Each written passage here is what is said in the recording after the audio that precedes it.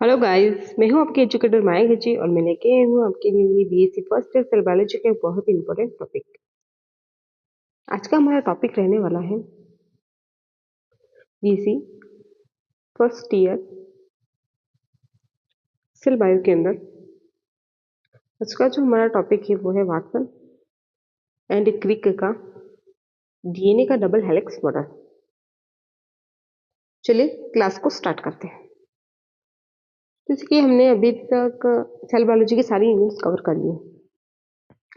हमारे ये last unit बच रही है, यूनिट नंबर 3। इस यूनिट के अंदर हमने structure and function of nucleus and nucleolus cover कर लिया है। पहला पॉइंट जो था वो हमारा कवर हुआ है। आज हम वाटसन एंड क्रिक का जो डीएनए का मॉडल है वो पढ़ेंगे। फिर इसके बाद हम chemical nature of DNA, application of DNA और chemical nature and structure of various type of RNA and basic component of transcription के बारे में पढ़ना है। तो मेनली 4 या 5 क्लासें और हैं जिसके अंदर हम कवर कर लेंगे पूरा का पूरा यूनिट 3। उसके बाद हमारा बीएससी जो है वो सिलेबस की लाइन टू लाइन कंप्लीट कर दिया है हमने।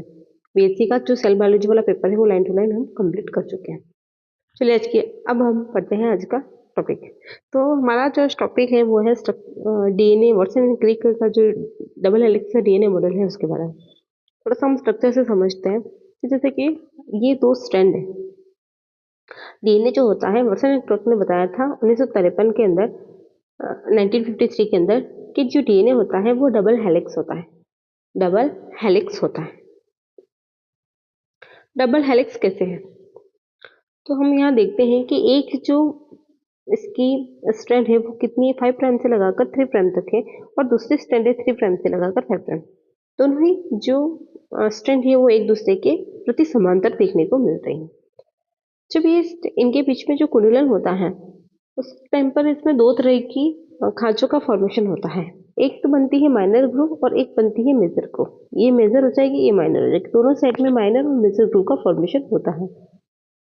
इसके अंदर जो नाइट्रोजन बेस होते हैं वो एक दूसरे से जुड़े हुए होते हैं। जैसे कि ए टी के साथ जुड़ा हुआ होता है, जी सी के साथ जुड़ा होता है, टी ए के साथ, सी जी के साथ। मतलब ए का बॉन्डिंग किसके साथ होता है? ए का बॉन्डिंग टी के साथ होता है और जी का जो बॉन्डिंग होता है वो किसके साथ होता है? सी के साथ होता है। एडेनिन डबल बंध से थायमिन से बाइंड होती है और ग्वानिन जो होती है ट्रिपल बॉन्ड के साथ साइटोसिन से बाइंड होती है। जैसे कि यहाँ पे डायग्राम में दिखा रखा है, जहाँ जहाँ एडेनिन और थायमिन का जो बॉन्डिंग दे रखा है वहाँ पे डबल बॉन्ड है। डबल बॉन्ड हाइड्रोजन के होते हैं ना, दोनों वो हाइड्रोजन के दो बंधों से जुड़ा हुआ होता है।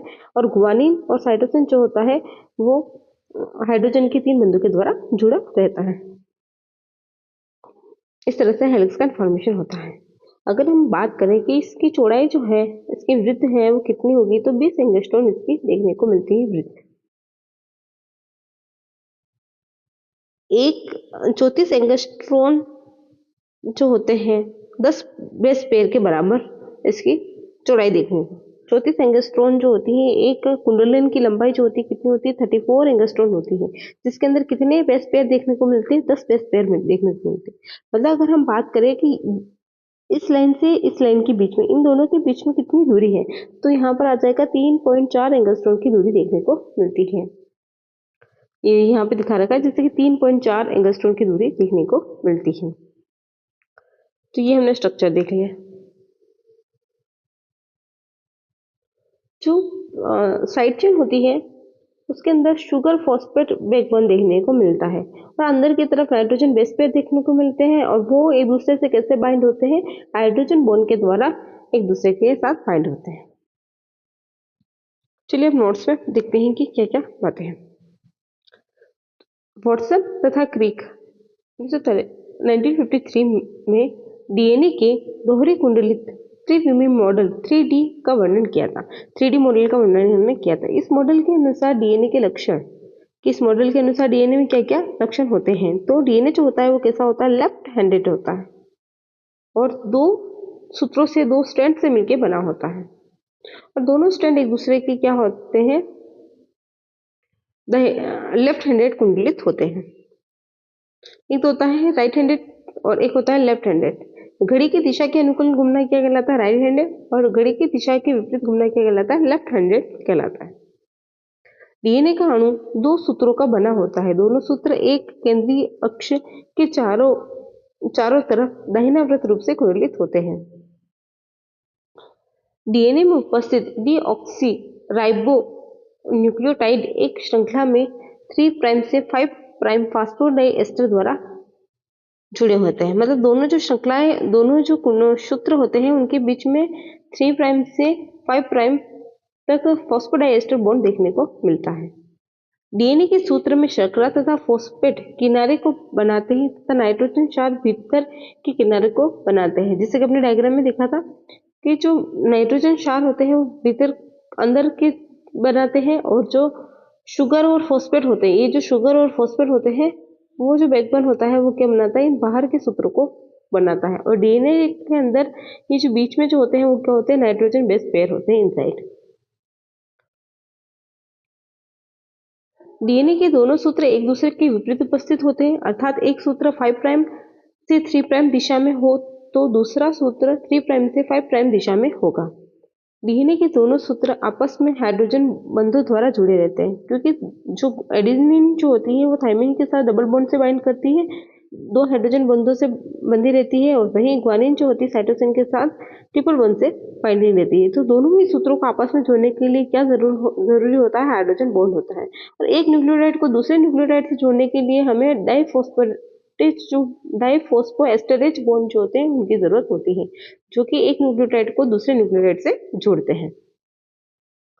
डीएनए में एडेनिन का युग्मन थाइमिन से तथा ग्वानिन का युग्मन साइटोसिन से होता है। मतलब जो एडेनिन होता है वो किससे बनता है? थाइमिन से, और ग्वानिन जो होता है वो किससे बनता है? साइटोसिन से बाइंड होता है। एडेनिन तथा थाइमिन के मध्य 2 हाइड्रोजन बंध तथा ग्वानिन व साइटोसिन के मध्य 3 हाइड्रोजन बंध उपस्थित होते हैं।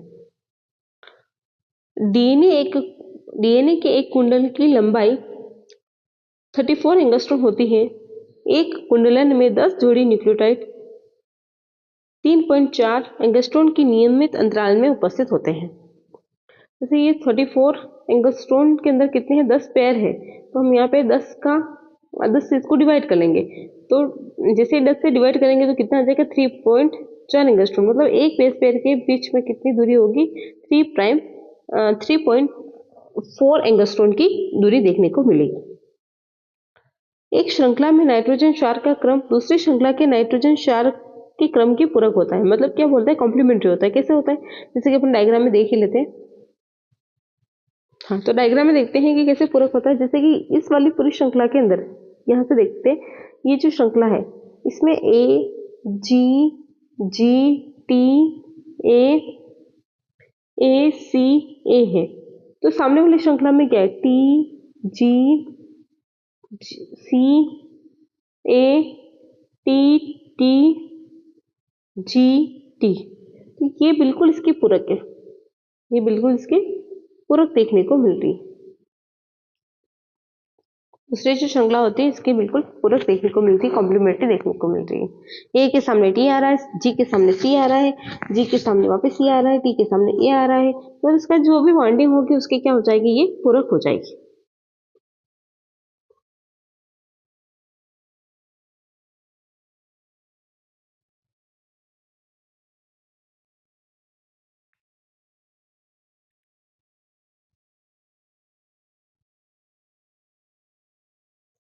डीएनए के कुंडलन का व्यास लगभग 120 एंगस्ट्रॉम होता है। जो यहाँ से लगाकर ये जो कुंडलन देखने को मिल रहा है, इस कुंडलन के और इसके बीच के जो व्यास है, क्योंकि स्पेरिकल सृष्टा बने तो इसका जो व्यास है, इसका डायमीटर हो जाएगा होगा वो कितना होगा? 20 एंगस्ट्रॉम होगा। यहाँ से लगाकर यहाँ तक की जो चौड़ाई होगी, वृद्धि होगी, वो कितनी होगी? 20 एंगस्ट्रॉम होती है। दोनों श्रृंखलाओं की श्रृंखला अणु की दूरी लगभग 11 एंगस्ट्रॉम होती है। दोनों के बीच में जो शुगर मॉलिक्यूल होगा उनके बीच की दूरी कितनी होगी? 11 एंगस्ट्रॉम देखने को मिलेगी। नाइट्रोजन क्षार शर्करा के C1 को जोड़ने वाला बंध 51 एंगस्ट्रॉम डिग्री का कोण बनाता है। जो C1 को जोड़ने वाला जो भी होगा वो कितना कोण बनाएगा? 51 एंगस्ट्रॉम का कोण बनाता है। डीएनए मुख्य अक्ष के चारों ओर इस प्रकार कुंडलित होते हैं कि इसमें नियमित अंतराल से एक बृहद खांच तथा एक लघु खांच उपस्थित होती है। अभी हमने देखा था डायग्राम में कि एक जो होती है खांच जो होती है वो कैसी होती है, बड़ी होती है, और दूसरी खांच कैसी होती है, छोटी होती है। तो ये माइनर ग्रूव हो जाएगी और ये क्या हो जाएगी, मेजर ग्रूव हो जाएगी। दोनों ही तरह की खांचें देखने को मिलती है।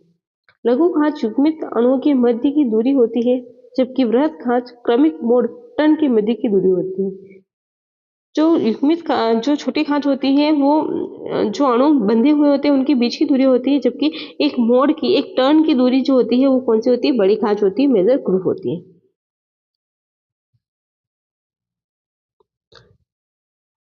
लघु खांच युग्मित अणुओं के मध्य की दूरी होती है, जबकि बृहद खांच क्रमिक मोड़ टर्न्स के मध्य की दूरी होती है।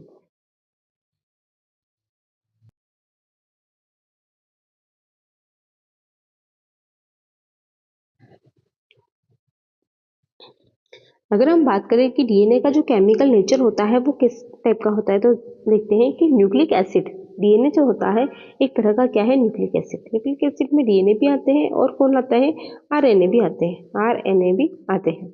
तो डीएनए और आरएनए दोनों ही क्या है, एक तरह के न्यूक्लिक एसिड है। अब ये न्यूक्लिक एसिड है, इसमें हमने कौन सा एंजाइम दिया, डीएनए एंजाइम दिया, तो वो किस में टूटेगा, न्यूक्लियोटाइड के अंदर टूट जाएगा।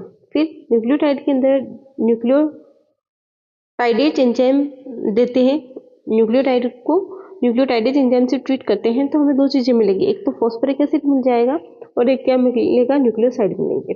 न्यूक्लियोसाइड को ट्रीटमेंट करवाते हैं न्यूक्लियोसाइडेज से, तो दो चीजें देखने को मिलेगी, दो चीजें देखने को मिलती है। एक तो मिलता है डीऑक्सीराइबोस शुगर और एक देखने को मिलता है नाइट्रोजन बेस। अब ये जो नाइट्रोजन बेस है इसमें किस किस टाइप के नाइट्रोजन बेस देखने को मिलते हैं, तो प्यूरिन्स होते हैं डीएनए के अंदर, पिरामिड्स देखने को मिलते हैं। प्यूरिन्स के अंदर इसमें एडेनिन और ग्वानिन पाया जाता है और पिरामिड्स के रूप में इसके पास थायमिन और साइटोसिन देखने को मिलता है। एडेनिन जो होता है वो थायमिन के साथ और ग्वानिन जो होता है साइटोसिन के साथ ट्रिपल बॉन्ड से जुड़ा हुआ होता है और एडेनिन थायमिन से डबल बॉन्ड से जुड़ा रहता है। तो अब हम कह सकते हैं कि किस तरह से डीएनए का फॉर्मेशन होता है, तो इस चार्ट को हम थोड़ा उल्टा पढ़ेंगे तो हमें पता चल गया। प्यूरिन और पिरामिड मिलकर क्या बनाते हैं, नाइट्रोजन बेस। जैसे ही नाइट्रोजन बेस के बेस जाकर डीऑक्सीराइबोस शुगर से जुड़ जाते हैं तो किसमें कन्वर्ट हो जाते हैं, वो हो जाएंगे न्यूक्लियोसाइड के अंदर, और न्यूक्लियोसाइड के ऊपर फॉस्फोरिक एसिड जोड़ने से वो किसमें कन्वर्ट हो जाता है, न्यूक्लियोटाइड के अंदर। और ऐसे बहुत सारे न्यूक्लियोटाइड मिलकर किसका फॉर्मेशन कर देंगे, डीएनए का फॉर्मेशन कर देंगे।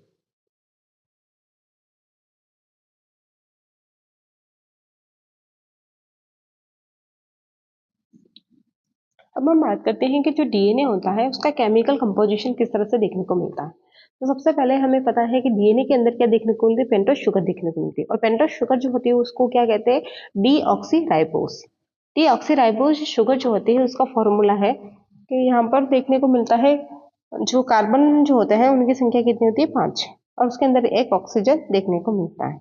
इसको डीऑक्सीराइबोस क्यों कहा जाता है, कि इसका कार्बन नंबर 2 जो है उस पर एक ऑक्सीजन की क्या हो जाती, कमी हो जाती है, और कमी होने को क्या कहा जाता है, डीऑक्सी कहा जाता है, डीऑक्सी। और ये शुगर जो है वो कौन सी है, राइबोस शुगर है, इसलिए इसको क्या कहा जाता है, डीऑक्सीराइबोस शुगर। तो यहाँ पे कार्बन नंबर 1 है, यहाँ पर OH और H ग्रुप है, इधर कार्बन नंबर 2 पर दोनों साइड पर H ग्रुप देखने को मिलेगा, और कार्बन नंबर 3 पर एक H और एक तरफ हाइड्रोक्सिल ग्रुप OH देखने को मिलेगा। कार्बन नंबर 4 पर एक H और दूसरी साइड पर कार्बन नंबर 5 आ जाता है, जिस पर CH2OH ग्रुप देखने को मिलेगा। ये एक शुगर का मॉलिक्यूल है, डीऑक्सीराइबोस शुगर का मॉलिक्यूल है। उसके बाद हमें क्या देखने को मिलता है, एसिड देखने को मिलता है, और एसिड कौन सा है, फॉस्फोरिक एसिड है। फॉस्फोरिक एसिड को जो होता है उसके एक तरफ डबल बॉन्ड से और ग्रुप जुड़ा होता है, और 3 साइड से क्या देखने को मिलता है, हाइड्रोक्सिल ग्रुप जुड़े होते हैं, क्योंकि इसकी जो वैलेंसी होती है फॉस्फोरस की वो कितनी होती है, 5 होती है, इसलिए इसके पास 5 बॉन्ड पाए जाते हैं। मैं बॉन्ड गिनवाती हूँ, यहाँ पे 2 बॉन्ड तो ये हो गए, 3 4 5, 5 बॉन्ड देखने को मिलते हैं। 3 और से तो hydroxyl OH group, 3 OH group जुड़े होते हैं, एक O ग्रुप डबल बॉन्ड से जुड़ा रहता है। देन इसके बाद हम देखते हैं कि नाइट्रोजन बेस, जिसमें हम देखते हैं प्यूरिन्स। क्यों, प्यूरिन्स और पिरामिडिन दोनों होती है, तो प्यूरिन्स के रूप में इसके पास क्या पाया जाता है, एडेनिन पाया जाता है, और क्या पाया जाता है, ग्वानिन पाया जाता है। इसका जो एडेनिन होता है उसके अंदर एक बेंजीन वलय होती है और एक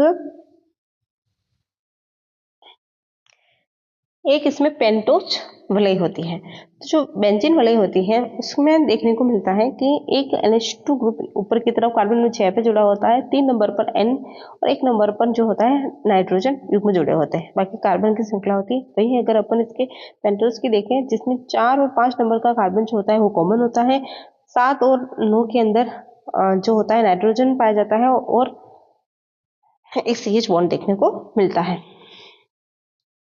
अगर हमसे पूछा जाए कि एडेनिन के अंदर कितने नाइट्रोजन युग्म जुड़े होते हैं तो टोटल कितने होते हैं? 5 होते हैं। 1 2 3 4 5, इसलिए इसको क्या कहा जाता है? 6 एमिनो। इसके 6 नंबर पर एमिनो ग्रुप जुड़ा होता है, इसलिए इसको 6 एमिनो प्यूरिन के नाम से जाना जाता है एडेनिन को। अब हम बात करते हैं ग्वानिन की संरचना के बारे में। तो ग्वानिन के अंदर भी देखने को मिलता है कि यहाँ पर भी नाइट्रोजन बेसेस देखने को मिलते हैं।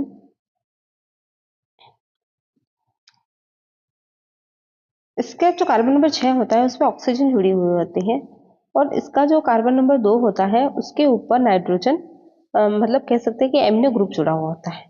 बाकी जो 3 नंबर के कार्बन पे नाइट्रोजन समूह होता है, 7 और 9 के अंदर नाइट्रोजन समूह होता है, बाकी सारे क्या होते हैं? कार्बन बॉन्ड होते हैं। इसलिए इसे हम कह सकते हैं कि 2 एमिनो 6 ऑक्सीप्यूरो। ऐसा क्यों कह रहे हैं? क्योंकि इसके 2 पर क्या है? कार्बन नंबर 2 पर क्या है? एमिनो ग्रुप है और कार्बन नंबर 6 पर क्या है? ऑक्सीजन ग्रुप है, तो इसलिए इसको हम कह सकते हैं 2 एमिनो 6 ऑक्सीप्यूरिन ग्वानिन को। और एडेनिन को क्या बोला जाता है? 6 एमिनो प्यूरिन कहा जाता है।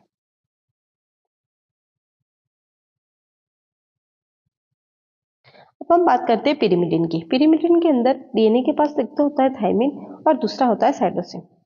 थाइमिन जो होता है इसके अंदर जो कार्बन नंबर 1 होता है उस पे नाइट्रोजन देखने को मिलता है, फिर कार्बन नंबर 2 पर ऑक्सी ग्रुप देखने को मिलता है, कार्बन नंबर 3 पर जो सरकार 3 पर जो क्या होता है डायरेक्ट नाइट्रोजन युग्म देखने को मिलता है, कार्बन नंबर 4 पर ऑक्सीजन देखने को मिलता है, कार्बन नंबर 5 पर CH3 ग्रुप मिथाइल ग्रुप देखने को मिलता है और कार्बन नंबर 6 नॉर्मली बॉन्ड से हाइड्रोजन बॉन्ड से जुड़ा हुआ होता है। तो यहाँ पर 5 नंबर पे क्या देखने को मिल रहा है? मेथाइल ग्रुप देखने को मिल रहा है, तो इसका नाम भी यहीं से शुरू करेंगे। 5 मेथाइल 2 और 4 डीऑक्सी पिरिमिडिन। ठीक है, इसमें एमिनो ग्रुप देखने को नहीं मिल रहा है। अगर NH2 जुड़ा होता है तभी हम क्या कहते हैं? उसको एमिनो ग्रुप कहते हैं। कहीं पे भी NH2 नहीं है, यहाँ पर NH बना हुआ है पर NH2 कहीं पे भी देखने को नहीं मिल रहा है, इसलिए इसमें कोई एमिनो ग्रुप देखने को नहीं मिल रहा है। तो थाइमिन के अंदर कोई एमिनो ग्रुप नहीं होता है, इसमें 5 मेथाइल 2,4 डीऑक्सी पिरिमिडिन देखने को मिलता है और किस तरह इसी पिरिमिडिन को क्या कहा जाता है? थाइमिन कहा जाता है। अब हम बात करते हैं साइटोसिन की। जो साइटोसिन होता है उसके अंदर 4 नंबर के कार्बन पर एमिनो ग्रुप देखने को मिलता है, 2 नंबर के कार्बन पर ऑक्सीजन ग्रुप देखने को मिलता है, इसलिए इसको क्या कह सकते हैं हम? 4 एमिनो 2 ऑक्सी प्यूरिन कहते हैं, पिरिमिडिन कहते हैं। 4 एमिनो 2 ऑक्सी पिरिमिडिन कहते हैं साइटोसिन को।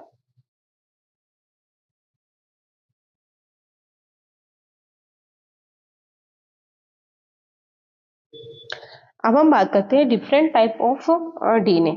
DNA जो होते हैं अलग अलग प्रकार के होते हैं, तो कौन कौन से टाइप के DNA हमें देखने को मिलते हैं? ABCD DNA हमें देखने को मिलते हैं, ABCDEF।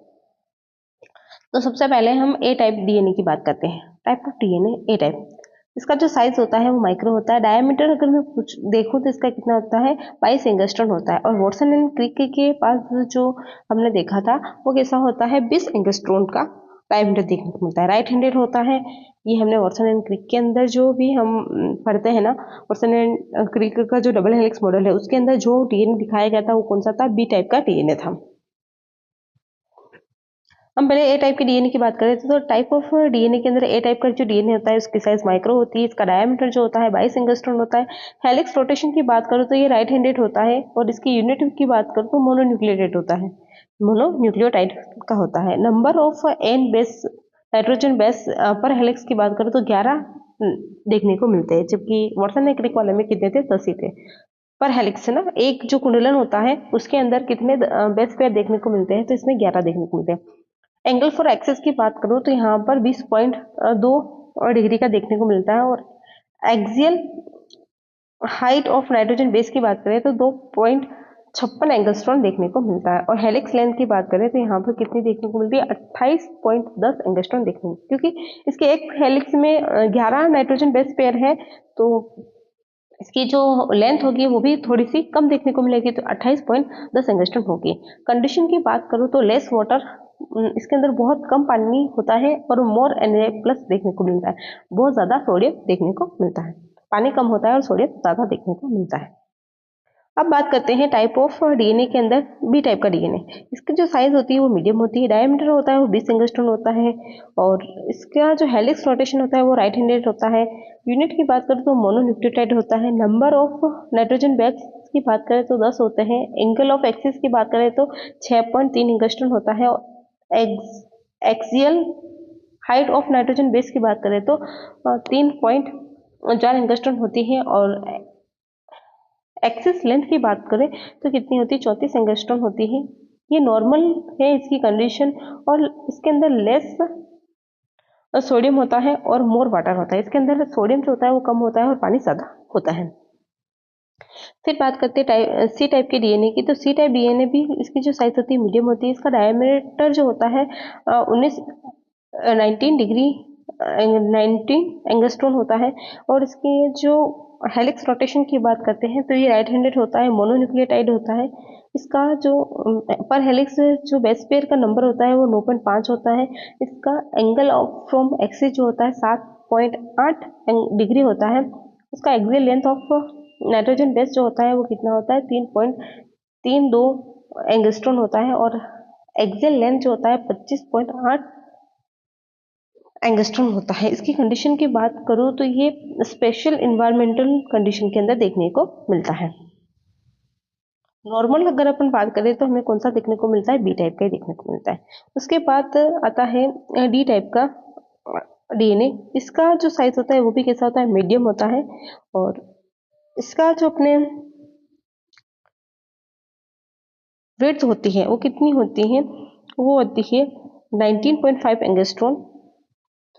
इसका रोटेशन देखें पहले, इसका तो राइट हैंडेड देखने को मिलता है। ये कैसा होता है, इसकी यूनिट मोनोन्यूक्लियोटाइड होती है, तो मोनोन्यूक्लियोटाइड इसकी यूनिट होती है। इसमें पर हेलिक्स जो बेस पेयर की जो संख्या होती है वो कितनी होती है, 8 होती है। इसमें जो एंगल ऑफ डिग्री जो होता है हेलिक्स लेंथ का वो कितना होता है, नाइट्रोजन बेस का जो डिग्री होता है वो कितना होता है, 16.7 डिग्री होता है। दो नाइट्रोजन के बीच की जो लेंथ होती है उसके बीच की दूरी कितनी होती है, 3.03 एंगस्ट्रॉम होती है, और इसकी जो हेलिक्स की जो लेंथ होती है वो कितनी होती है, 24.24 एंगस्ट्रॉम होती है। ये भी क्या होता है, स्पेशल इन्वायरमेंटल कंडीशन में देखने को मिलता है। अब बात करते हैं लार्ज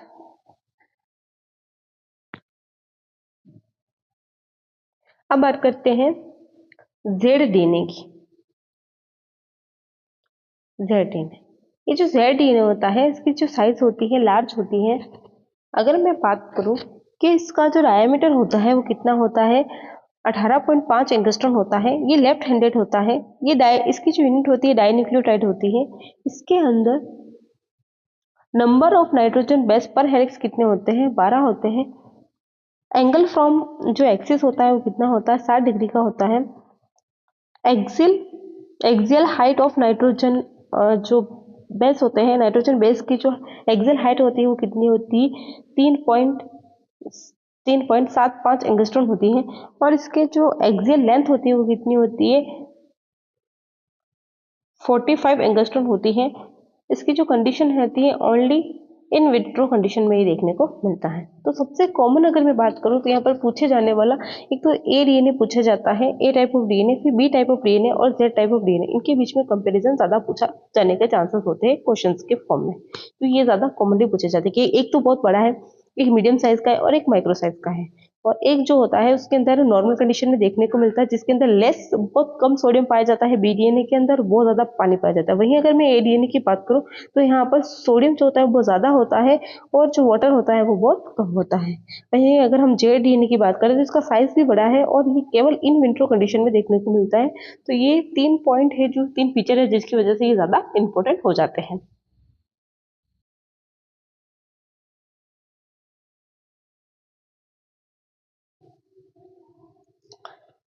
अब हम बात करते हैं कि जो डीएनए है और आरएनए है उसके बीच में डिफरेंस क्या है। वैसे डिफरेंस बिटवीन डीएनए और आरएनए।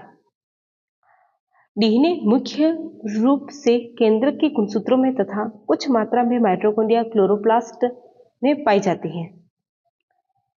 ज्यादातर गुणसूत्र के अंदर डीएनए देखने को मिलता है। फिर माइटोकॉन्ड्रिया के अंदर उसके पास खुद का अपना डीएनए होता है, तो वहां पर जो डीएनए देखने को मिलेगा, और क्लोरोप्लास्ट के पास भी अपना खुद का ओवन डीएनए होता है, इसलिए वहां पर डीएनए देखने को मिलता है। उसके बाद अपन बात करते हैं आरएनए का।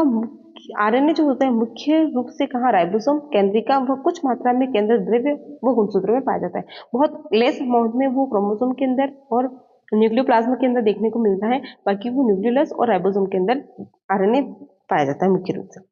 डीएनए आनुवंशिक पदार्थ का कार्य करता है, बट आरएनए जो होता है केवल पादप वायरस में आनुवंशिक पदार्थ का कार्य करता है। प्लांट जो वायरस होता है उसी के अंदर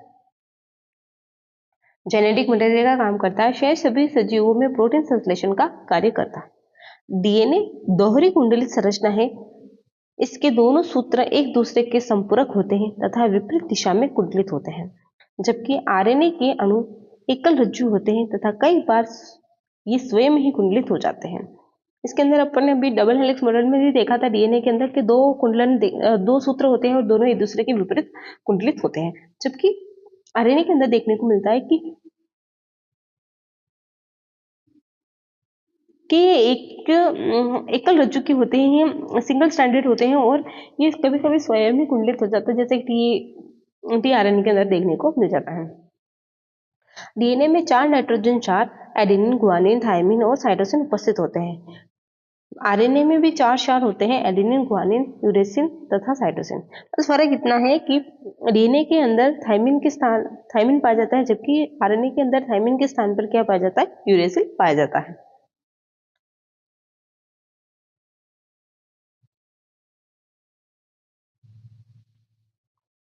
डीएनए में प्यूरिन तथा पिरिमिडिन की मात्रा बराबर होती है। आरएनए में प्यूरिन व पिरिमिडिन की मात्रा बराबर हो यह आवश्यक नहीं है। डीएनए में शारीरिक संगठन A/T इजिकल टू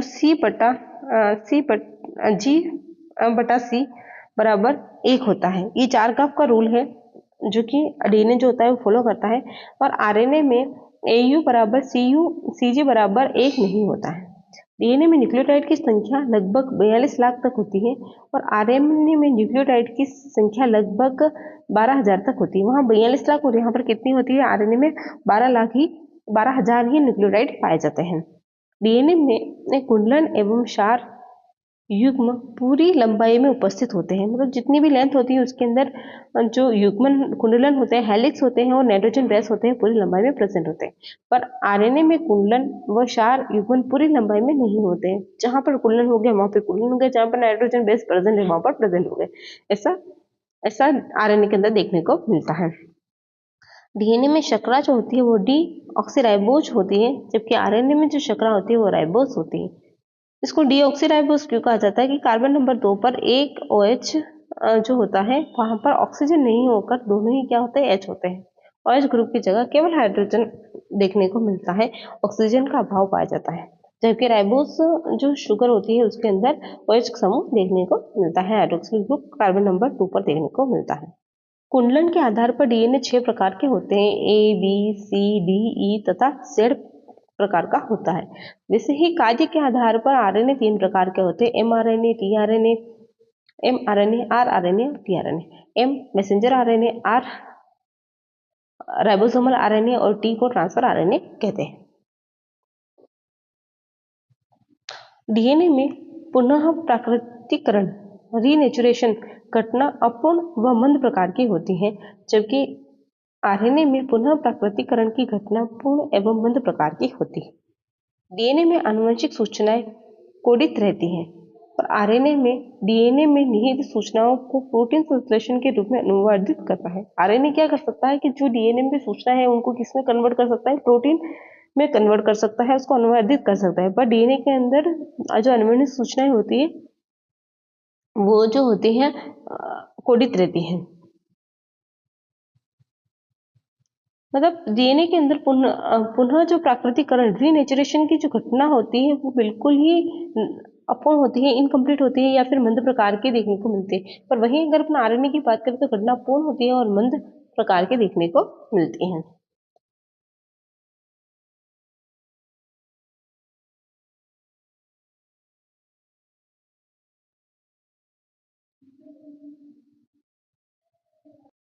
अब हम बात करते हैं कि जो आरएनए होते हैं, तीनों टाइप के आरएनए के बीच में डिफरेंस को देख लेते हैं। तो कैरेक्टर्स mRNA, tRNA और rRNA। अमाउंट की बात करें तो ये जो होते हैं mRNA 10% देखने को मिलते हैं, tRNA 10% देखने को मिलते हैं और rRNA 80% देखने को मिलते हैं। सेंटिमेंटेशन वैल्यू की बात करते हैं तो इसकी 8s होती है, mRNA की, tRNA की 4s होती है और rRNA की 4.7 s, 18s और 28s देखने को मिलती है।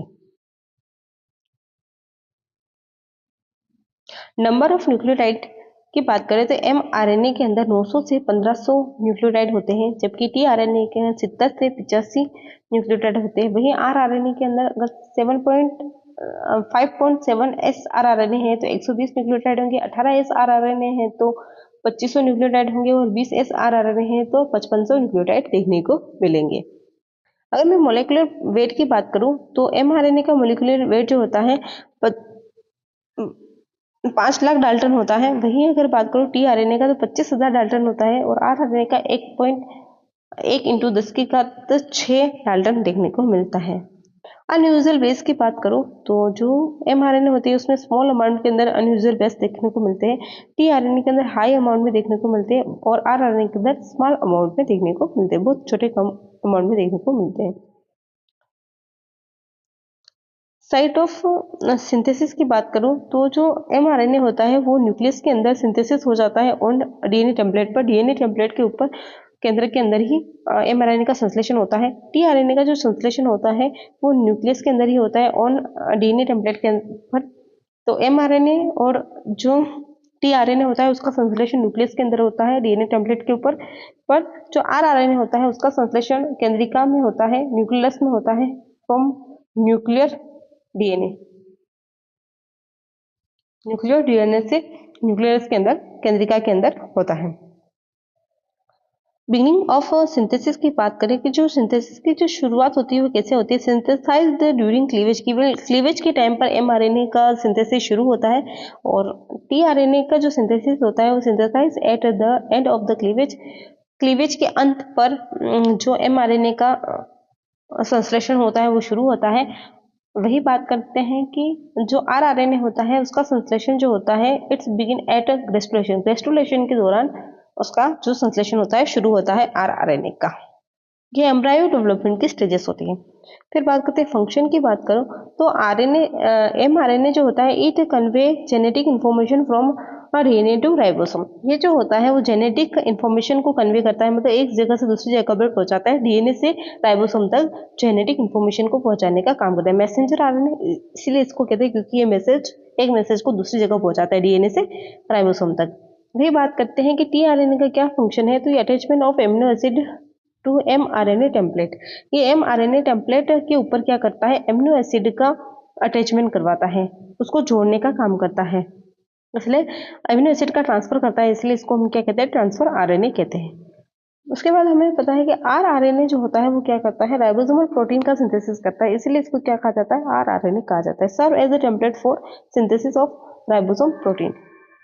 rRNA के द्वारा ये क्या होता है, राइबोसोमल प्रोटीन का फॉर्मेशन होता है, ये एक टेम्पलेट प्रोवाइड करवाता है राइबोसोमल प्रोटीन को संश्लेषित करने के लिए।